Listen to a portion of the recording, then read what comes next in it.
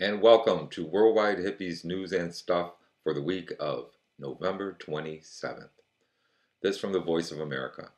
U.S. Secretary of State Hillary "I'll never buy a blue dress again" Clinton has reached out to several countries ahead of the controversial website WikiLeaks' imminent release of millions of secret and potentially embarrassing diplomatic cables.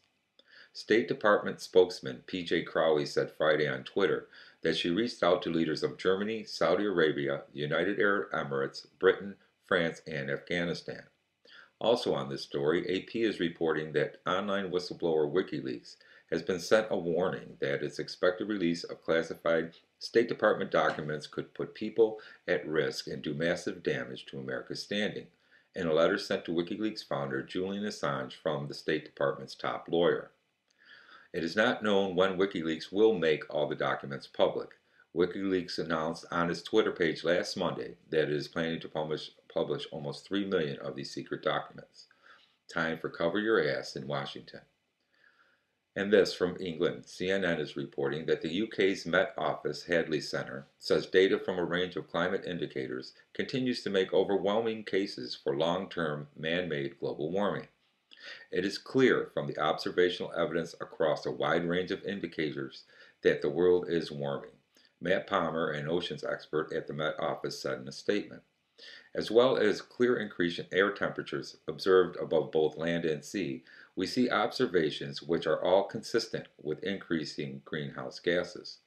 The Met Office brought together evidence from over 20 institutions worldwide, including NOAA's National Climate Data Center and NASA, and this from Washington. Fake Taliban leaders, fake elections, fake deadlines, and real trouble.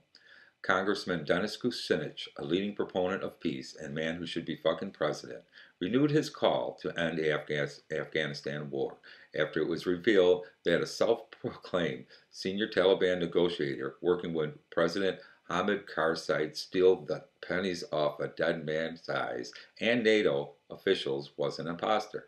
Here is a report from Smart Trend News. Smart Trend News, I'm Christy Duffy. The Guardian is reporting that the man who was supposedly a key Taliban leader and was involved in peace talks with NATO and the Afghan government turned out to be an imposter. The man claiming to be Mullah Akhtar Mohammad Mansour, the second highest ranking member of the Taliban Council in Pakistan, was reportedly paid a large sum of money in exchange for continued negotiations. However, the scheme was unraveled when an Afghan official who had previously met the Taliban chief said he did not recognize the man posing as Mansour. The revelation is a step backward for Afghan President Hamid Karzai, who had put his hopes on a peace deal with insurgents. Karzai, however, is denying the reports as propaganda, saying he never met with the Taliban leader. Still, this report highlights the potential problems with an attempt to negotiate with the Taliban, who maintain they will not negotiate until foreign troops have left Afghanistan. And this. After Thanksgiving, travelers, like sheep being sheared, gave in to TSA's new body scanners and public molestations at airports, the newest line of body scanners will be introduced to the public before Christmas travelers take to the air next month.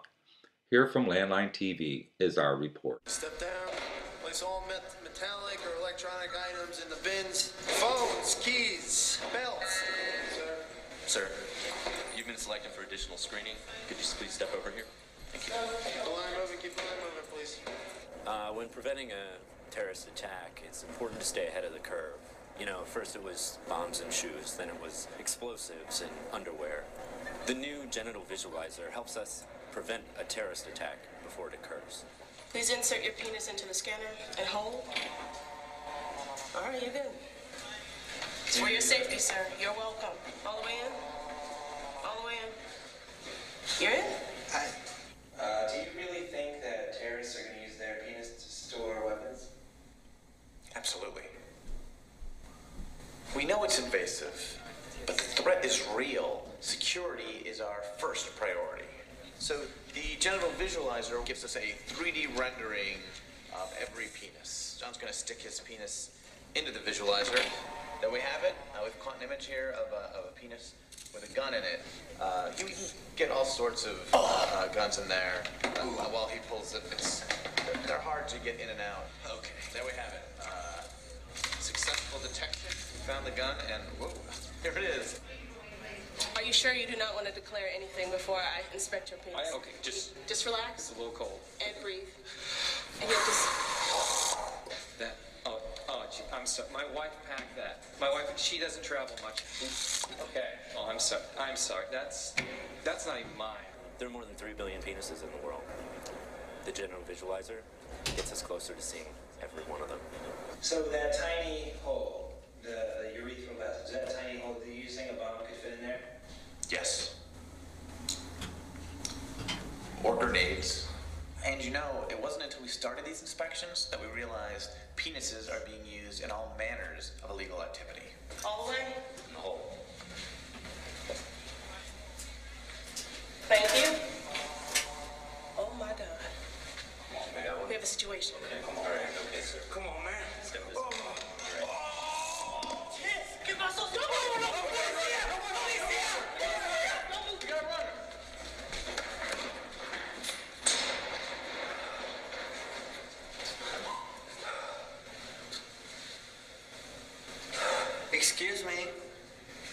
Excuse me?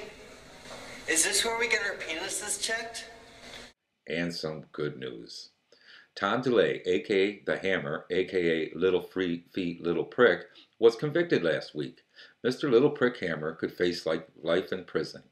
But this good news is tempered with the fact that Mr. Little Prick Hammer still has connections to many powerful people and already has his mainstream media buddies predicting he will get probation.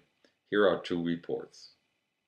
It's not likely that the ABC executives have done any reading beyond the lame pilot scripts they endlessly pump out.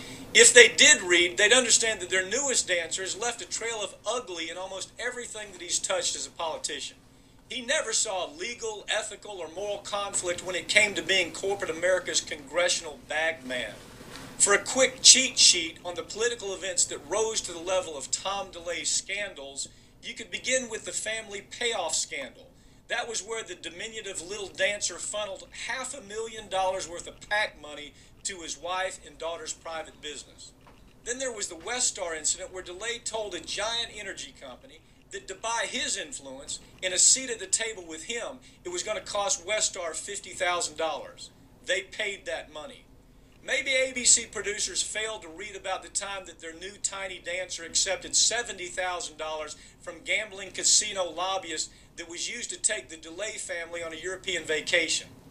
As you might expect, Tiny Tom delivered for those casinos. Powerful Republicans in Congress could face a life behind bars. A jury in Texas found former House Majority Leader Tom DeLay guilty on charges of money laundering and conspiracy to commit money laundering. He was convicted Wednesday on charges he illegally funded corporate money to Texas candidates back in 2002. DeLay maintains he's innocent. He faces 5 years to life in prison on the money laundering charge and 2 to 20 years on the conspiracy charge. He would also be eligible for probation. Nicole Grether, The Associated Press. And from Anna News, our science department. Discovered deep in the heart of the Colombian jungle, a bizarre-looking beaked toad that had never been seen before, smaller than a human thumbnail.